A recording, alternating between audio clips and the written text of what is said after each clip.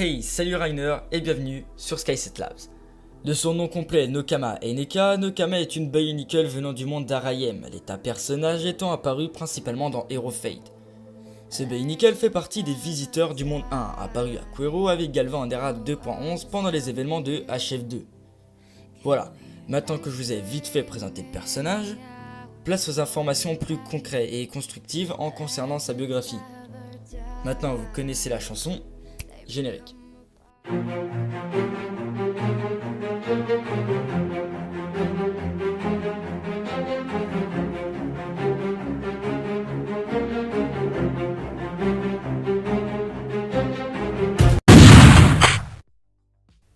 Nokama a participé à la guerre face aux Rain Knights. Durant cette guerre, sa sœur Tanaka perdra la vie, ce qui changera le comportement de Nokama.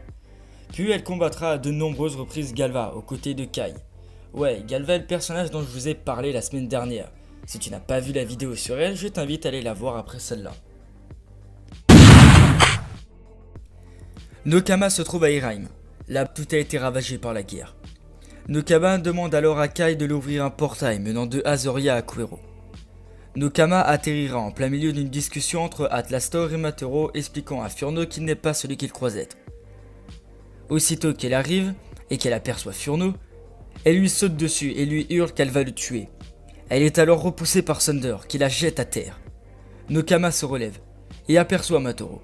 Elle lui demande pourquoi il porte un cœur HF sur son torse, qu'elle qualifie de symbole de traître. Après que Atlastor explique à Furno qui il est réellement, Nokama leur révèle qu'elle n'est pas la seule à avoir traversé ce portail. Elle l'a suivi. Galva a réussi à s'introduire dans le portail et se trouve désormais vers Von Ness et Antrose. À 3 Nebula, le cœur de Brutaka va pouvoir être rechargé, ainsi que la machine. Il est temps d'achever la quête des 3 divins dans un ultime combat. Furno, détruit par la vérité, décide d'abandonner et de ne pas les accompagner. Nokama, Atlastor, Matoro et Thunder partent donc tuer les 3 divins et empêcher la destruction de la parcelle entière. Arrivé à la cachette des Nebula, une courte discussion se lance entre Von Ness et Atlastor. Mais très vite le combat se lance.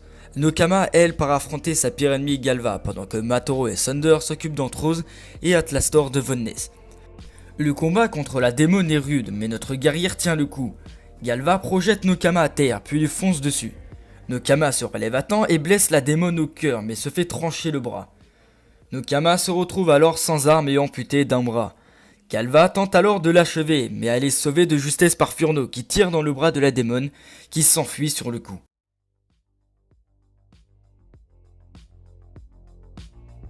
Furno tente d'aller aider la Bionicle à terre, mais cette dernière le rejette. Quelques secondes plus tard, elle assiste à la mort d'Antrose tué par Matoro. Mais Von Ness le tue la seconde d'après en transperçant son cœur avec son épée. Von Ness téléporte alors Nokama et Thunder hors de la cachette des Nebula. Le portail est bloqué, ils ne peuvent plus passer. La nuit est tombée sur Quero et Furno livre son combat contre Von Ness.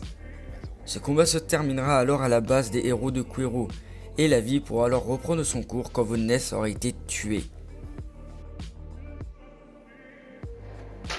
Nokama se fera souder un nouveau bras. Aussitôt rétablie, elle part traquer Galva. La Bionicle retrouvera la démon de la forêt d'Omnifate. Galva déterre la hache de pouvoir de Silagon, Nogardis. Nokama repéré, un ultime duel se lance alors. Mais c'est inutile. Nokama combattra de toutes ses forces, n'arrivant à rien face à la puissance de Nogardis, trop grande pour elle. Galva a l'avantage. Nokama perdra la vie lors de cet affrontement. Galva enterrera le corps de cette dernière dans le trou contenant Nogardis. Le cadavre ne sera retrouvé que quelques années plus tard par Furno et Thunder, à la recherche de Nogardis eux aussi plusieurs années plus tard. Toutefois, Nokama a réussi à arracher la carte de Quero que détenait la démon. Il s'agit d'un personnage guerrier très réservé qui a du mal à dévoiler ses sentiments. Elle n'a jamais été très proche de son grand frère Matoro alors qu'elle le saura beaucoup plus de sa sœur Tanaka. Elle deviendra très distante après la mort de cette dernière. Nokama portera alors une profonde rancœur envers Riker par le fait que c'est lui qui a tué sa sœur. C'est pour ça qu'elle aura beaucoup de mal à faire confiance à Furno lors de leur première rencontre. Elle est aussi très attachée à Eraim, allant même à créer un portail pour prévenir son frère Matoro de la destruction de ce dernier. Elle est presque obstinée à pourchasser sa pire ennemie Galva, la traquant sans relâche, ce qui lui coûtera malheureusement la vie. Nokama est une Toa de psychisme, c'est-à-dire qu'elle influence facilement les Bionicles.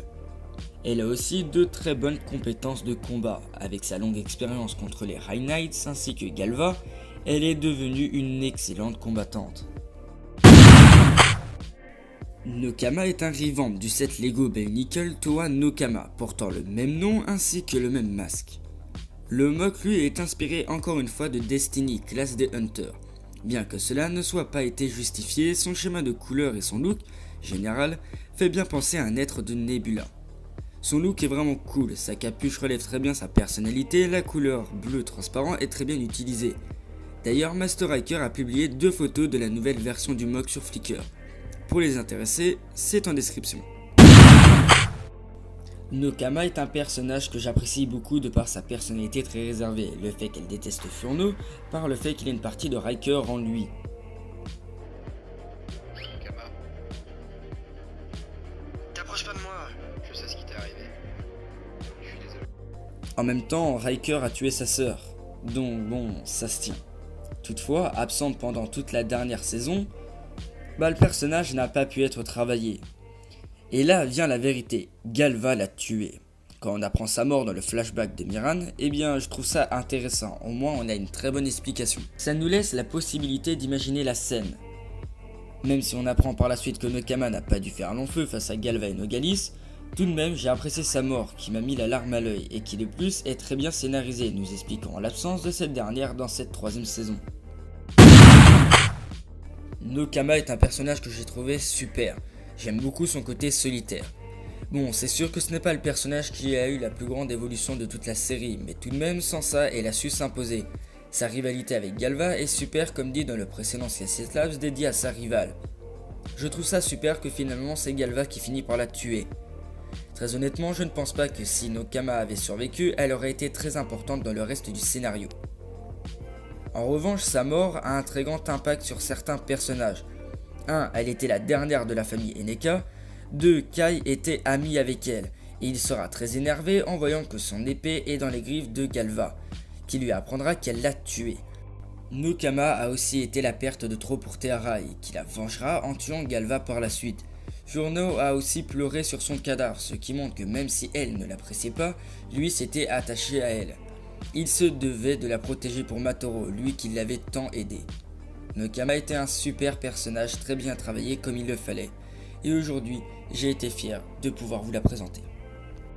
Ce serait vraiment super que vous écriviez en commentaire quel est le personnage que vous voudriez voir dans Sky Labs. Ensuite, je choisirai entre les différentes propositions. Attention, je ferai des vidéos Sky Labs seulement sur les personnages décédés.